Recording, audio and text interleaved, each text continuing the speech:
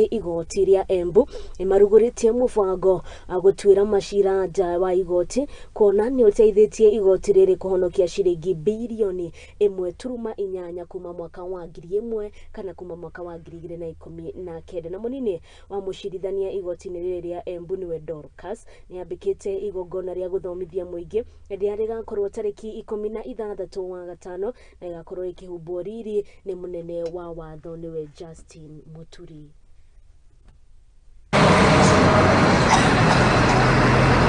Dorcas Endo, Resident Magistrate and Mediation Deputy Registrar Embu Law Courts.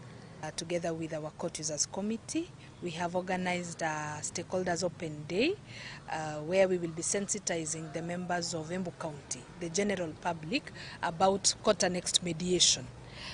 It is a program that we run in our courts where we try and resolve disputes through mediation. We'll be at Embu Stadium, Embu Moi Stadium.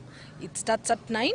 We shall be sensitizing members of the public about our operations in court and more so about the court annexed mediation. The event tomorrow is jointly done at the county level with our sister stations, Runyenje's Law Courts and Siakago Law Courts and the Embu Magistrates Court under the supervisory jurisdiction of Embu High Court.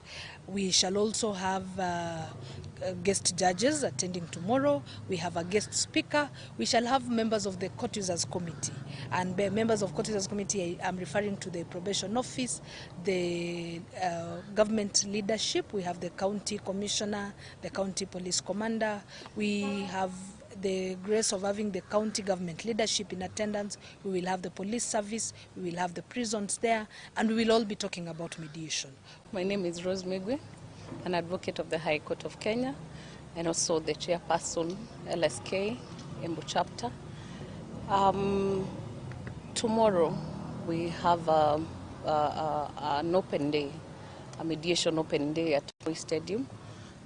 The event will start from the law courts tomorrow at 9, and we'll have a walk all the way to the Embu Stadium as we try to reach out many people to sensitize the public in Embu about mediation and what mediation is all about.